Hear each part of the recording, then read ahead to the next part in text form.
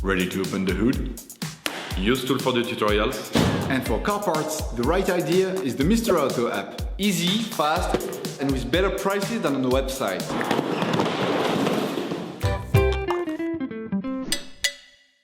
You will find the bulk clutch and clutch release bearing used in the video exclusively on the Mr. Auto website and through the link in the description. Salut, bienvenue sur ma clé de 12. Bon alors on va te montrer avec ce tuto comment remplacer ton embrayage et ta butée d'embrayage. Alors c'est un tuto que tu vas pouvoir utiliser sur d'autres voitures, que ce soit sur la Megane 3, la Clio 3, le Scénic ou bien même la Clio 4. C'est similaire. Alors je te conseille vraiment de regarder la vidéo en entière parce qu'il y a plein de petites astuces jusqu'à la fin de la vidéo, en particulier sur la purge de l'embrayage. C'est vraiment important de le suivre à la lettre si tu veux pouvoir passer tes vitesses une fois le remontage effectué. Alors vraiment, on s'est donné beaucoup de mal avec toute l'équipe de ma clé de 12 pour vous faire un tuto avec toutes les infos pour savoir comment faire son embrayage. Alors s'il te plaît, pour nous remercier, like la vidéo, surtout abonne-toi et n'hésite pas à laisser un commentaire, ça fera vraiment plaisir à toute l'équipe. Turn your engine off. Pull up the handbrake. Pull on the bonnet release lever and open the bonnet.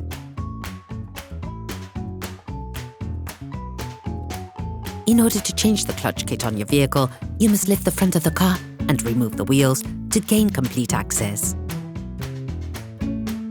Loosen the stud bolts on the front wheels, raise the front of the vehicle, and put it in the two-axle stands. We strongly suggest watching the tutorial, raising a vehicle safely before carrying out this step. You will then be able to take off both wheels. Don't forget to slide them under the vehicle. To carry out this operation, you have to remove the battery. To do this, we recommend watching the video How to Replace the Car Battery Megane 2 1.5 dCi. You will now need to remove the battery tray. Take a ratchet, an extension and a Torx T40 socket and unscrew the 3 screws holding the tray. Then, using a 10mm socket, unscrew the nut holding the electrical sheath to the battery tray. Remove the air intake duct by simply pulling it out. Using a flathead screwdriver, remove the electrical sheath from its housing. Unlock the 3 electrical connectors of the ECU network and remove them.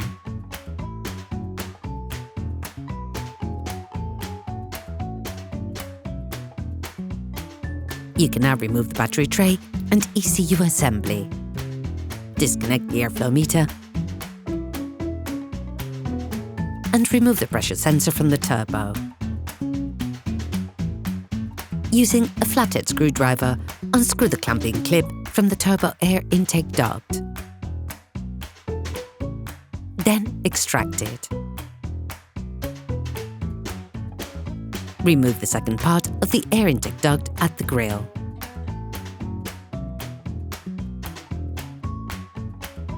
Then remove the airbox, which is clipped onto its bracket.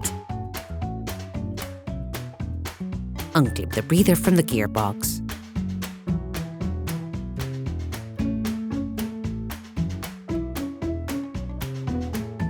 Now, you have to unclip the 2 gearbox controls by pressing on the 2 lugs located in the ball joint using a flat screwdriver and then levering with a screwdriver.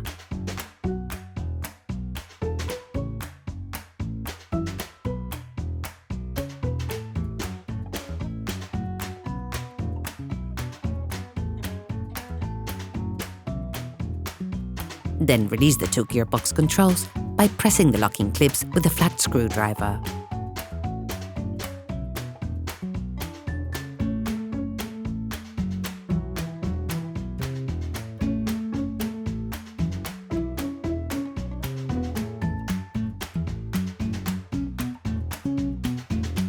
It is now time to get under the vehicle. Changing the clutch requires to remove both cotton shafts. The gearbox must therefore be bled so that the oil does not spill everywhere. That's why we strongly advise you to watch our video, Bleeding the Gearbox on a Megane 2 1.5 dCi.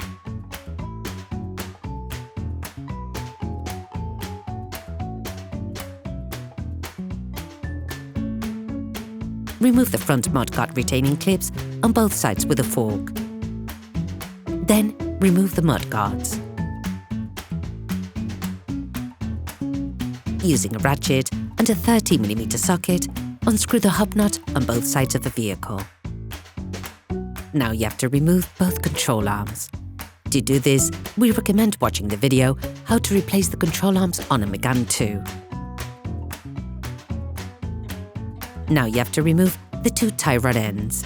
To do this, we recommend watching the video how to replace the outer tie rod Megane 2. At the wheel arches, remove the ABS sensor hose from its several housings so that the cardan shaft can be removed.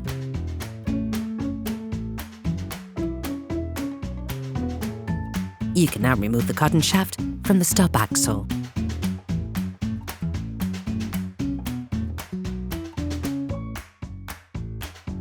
On the driver's side, you can remove the cardan shaft by levering at the gearbox.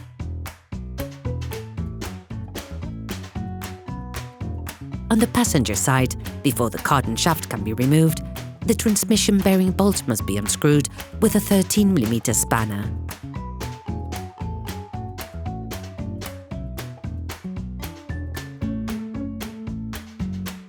Then, remove the cardan shaft.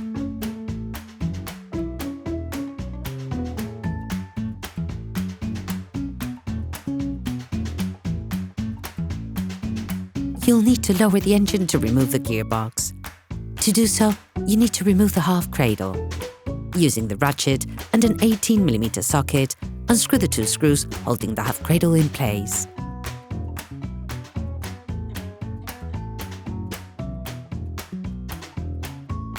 Using the ratchet and a 13mm socket, unscrew the bolt that connects the engine bed to the half cradle on each side.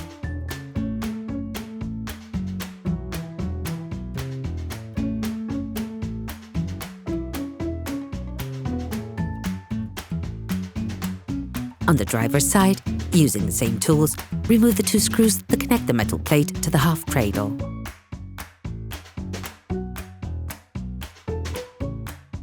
Remove the half cradle.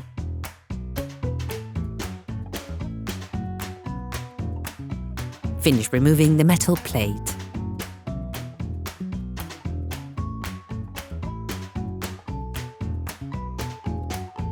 Then, unscrew the three screws on the anti-tilt device using an 18mm socket.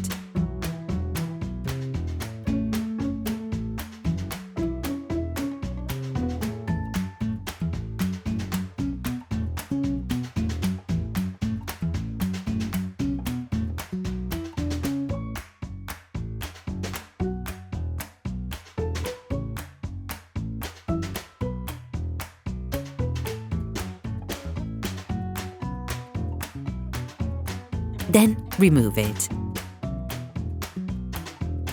Using a 13mm spanner, unscrew the three screws holding the catalytic converter peg on the flywheel side.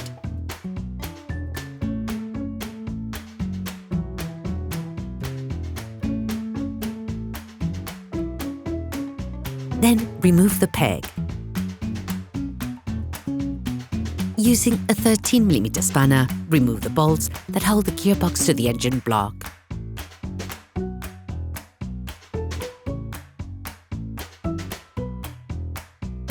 Then, remove the four screws holding the crankcase to the flywheel.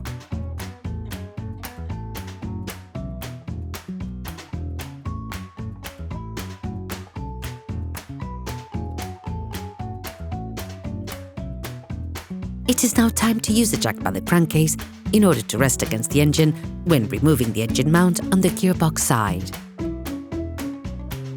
Using a 16mm socket, first unscrew the central screw on the gearbox buffer.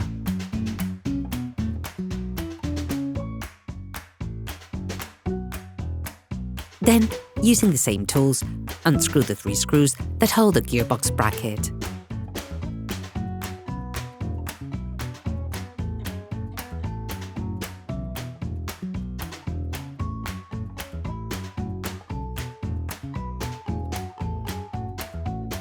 Then, lower the engine a few centimeters, making sure it doesn't pull on any part as you lower it.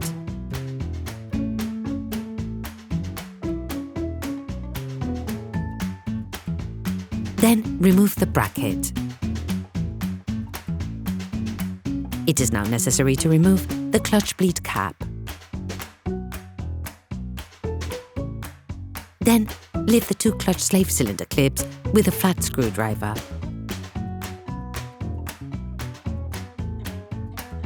Remove the clutch slave cylinder. You can install the bleed cap on the clutch receiver to prevent brake fluid from spilling out.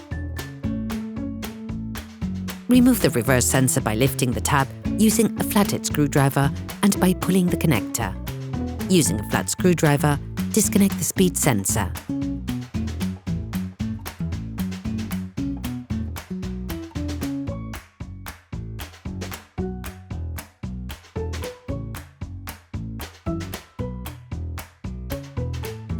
Then disconnect the electrical sheath from the gearbox. Using a ratchet, an extension, and a 13mm socket, unscrew the screw that holds the engine electrically grounded.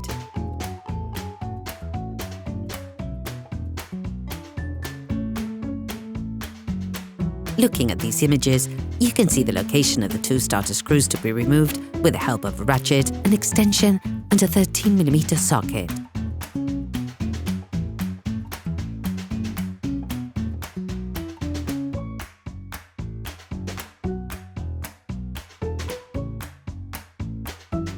Using a flathead screwdriver, pry the starter motor away from the gearbox, as the centering pin can make it difficult to separate the two blocks. Now remove the other three screws using a 13mm socket for the first two and a Torx T30 socket for the last one.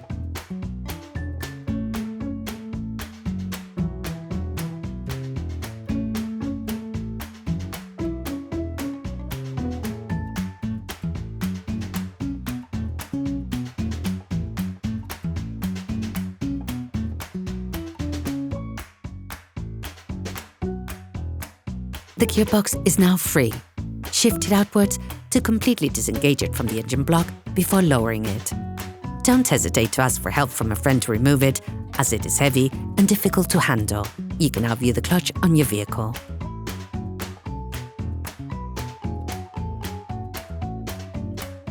Bon, t'es presque au bout du démontage. Si t'as la moindre question ou même si t'as des suggestions à nous donner, n'hésite pas à laisser un commentaire, promis on y répondra. Et surtout, encore une fois, ça nous ferait vraiment plaisir que tu t'abonnes à la chaîne, c'est super important pour nous.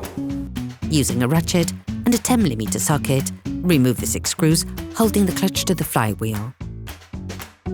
Remove the clutch. You can now see the flywheel. In some cases, it is crucial to change it at the same time as the clutch.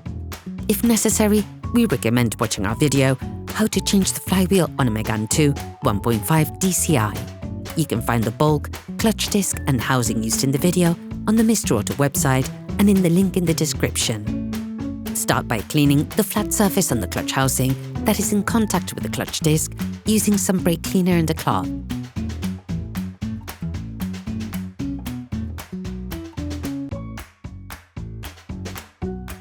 Then fit the clutch disc by positioning the part with the springs into the housing. In order to reinstall the clutch on the flywheel, the clutch disc and the housing need to be perfectly centered. It is therefore imperative that you have a clutch centering tool, something you can find in the description of the video.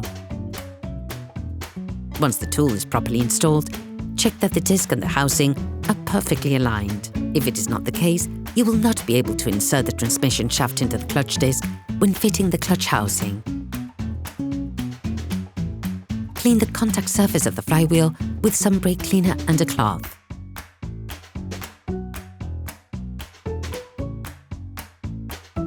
You can see 3 centering pins for fitting the clutch to the flywheel. Take the newly assembled part and install it on the flywheel.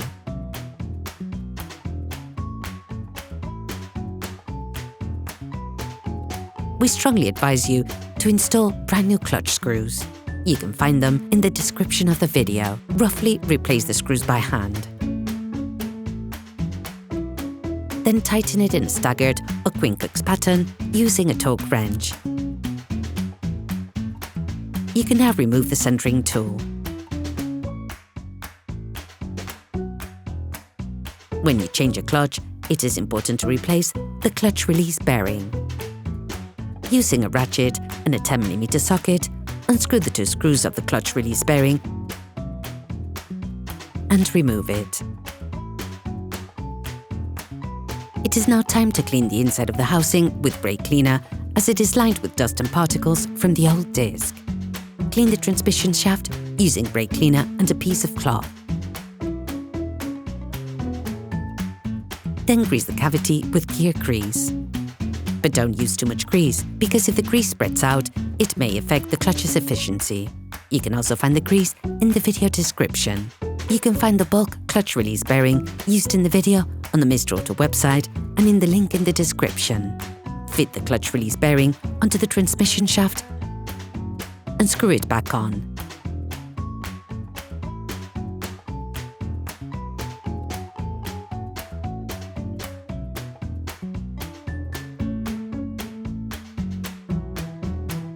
Finish off the tightening with a torque wrench.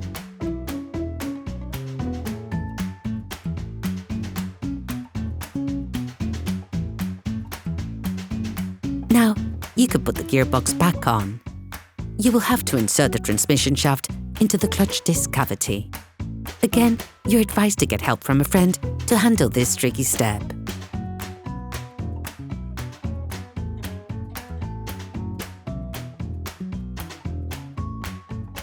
When you place the first 2 screws back in, preferably one on the top of the engine block and one on the bottom, tighten them very lightly and check that the gearbox is resting against the engine block. This means that your transmission shaft is positioned correctly in the clutch.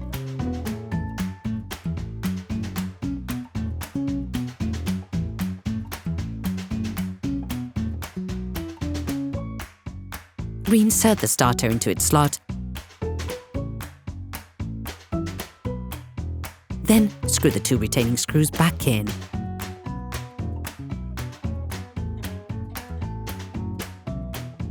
Then screw the Torx screw back in. You can see the different tightening torques on these images.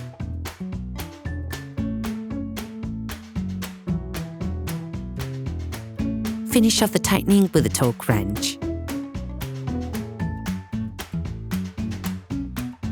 Reinstall the gearbox bracket and screw it by hand.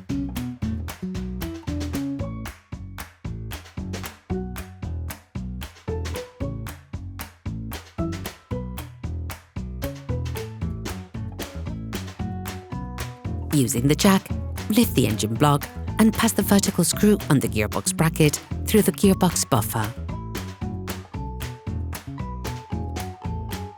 Then screw the screws back in.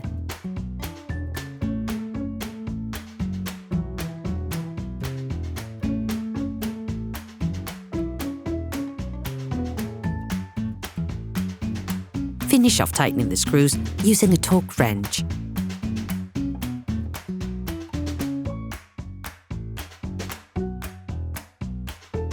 Remove the jack. Now screw the 4 housing screws back in.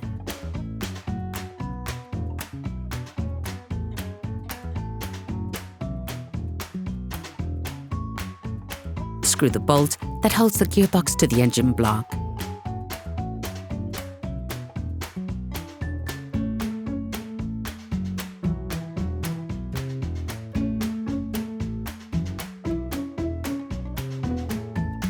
Reposition the catalytic converter peg and screw it back on.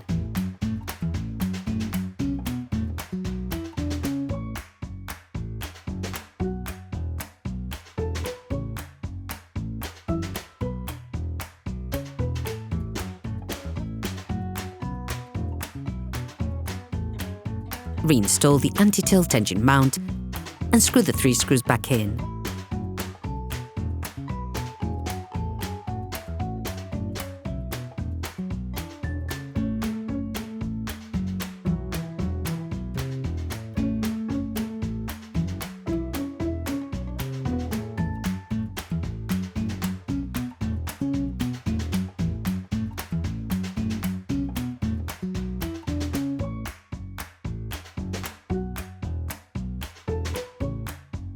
screw the grounding back onto the engine block.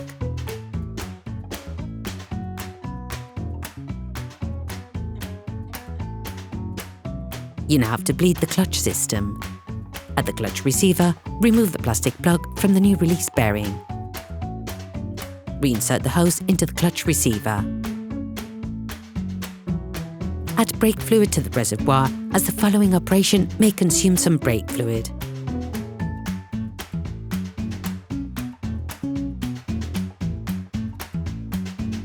Then remove the bleed plug on the clutch receiver.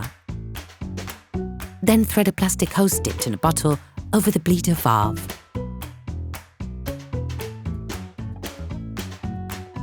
Bon alors là, attention, manipulation extrêmement importante, alors s'il te plaît, sois attentif. Pour cette manipulation, il faut être deux. Le système d'embrayage étant complètement désamorcé, la pédale va être molle. Commence donc par pomper sur la pédale à la main, puis maintiens-la enfoncée. À ce moment-là, tu vas soulever uniquement la première agrafe, ce qui va te permettre de tirer sur la diorite sans qu'elle se déconnecte complètement, mais juste assez pour laisser la pression s'échapper au niveau du purgeur. Ensuite, tu remets en place ta diorite, tu rabaisses l'agrafe et à ce moment-là, tu peux relâcher la pédale. Bon, maintenant tu peux réitérer la manipulation de pompage avec ton pied. Ensuite, tu gardes la pédale enfoncée et tu peux refaire la même manipulation de purge entre 5 et 10 fois.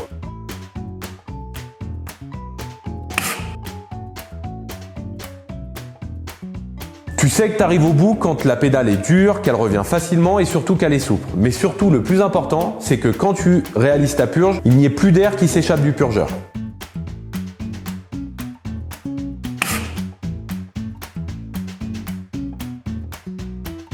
Maintenant, tu peux retirer le tuyau à l'aide d'une pince à bec plat. Ensuite, tu refermes le capuchon du purgeur et t'oublie pas de réajuster ton niveau de liquide de frein parce que tu en as consommé pendant la purge.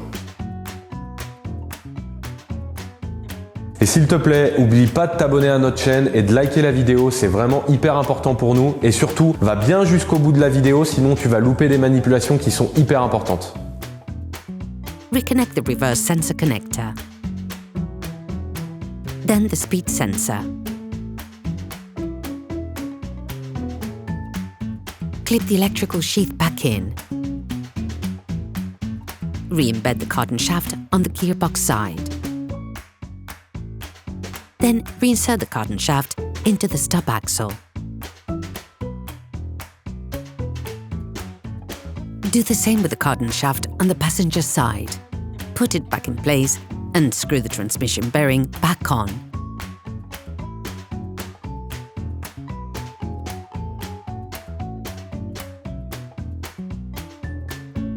Reinstall the control arm ball joints in the stub axles.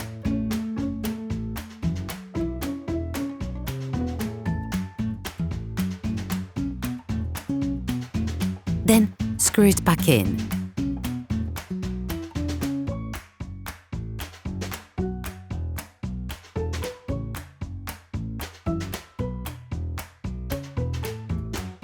Reinstall the tie rod ends in the stub axles. Then screw it back in.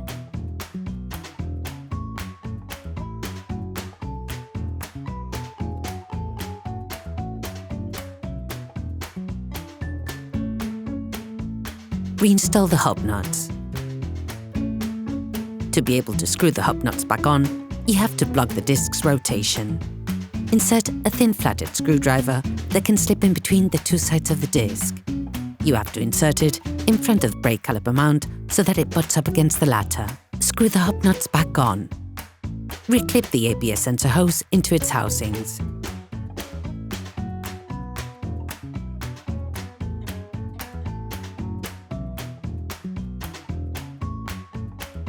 It is now time to reinstall the half cradle. Fit it back into the engine bed and hold the front end with a jack so as to be able to reattach the radiator silent blocks.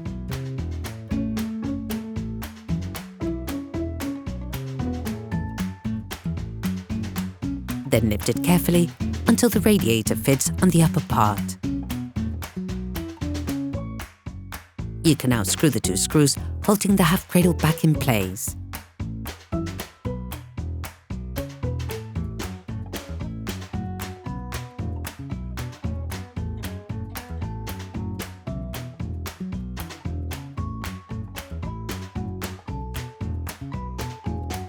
screw the 2 nuts back onto the engine bed.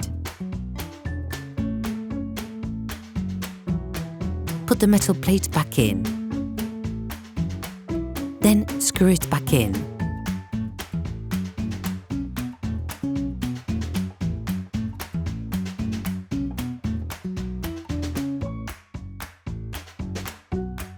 You can now put the mudguards back in place.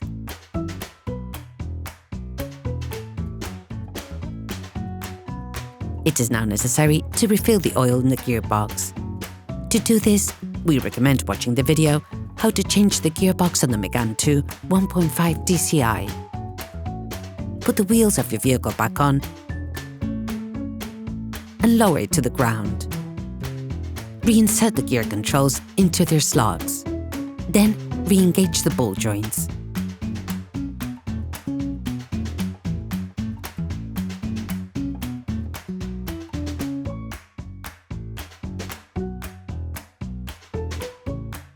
Reclip the gearbox breather.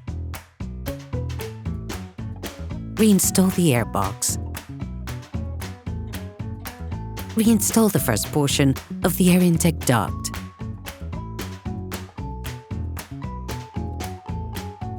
Put the battery tray back in place. Then screw it back in.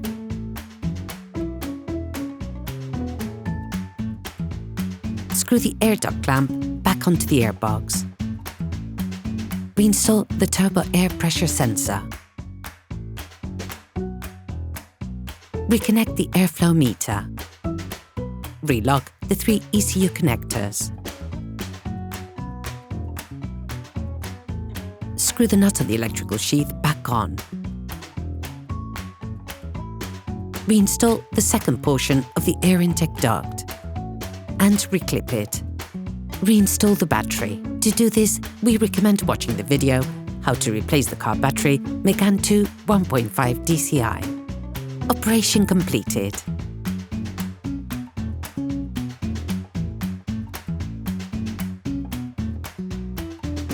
Hi, it's Theo from UseTool. I hope this video has helped you a lot in your car maintenance. We would be super grateful if you could spread the word so that we can produce even more tutorials. Simply give us a like, a comment, and hit that subscribe button. It really helps us boost the channel and help the whole community. Thanks a lot and have a great one.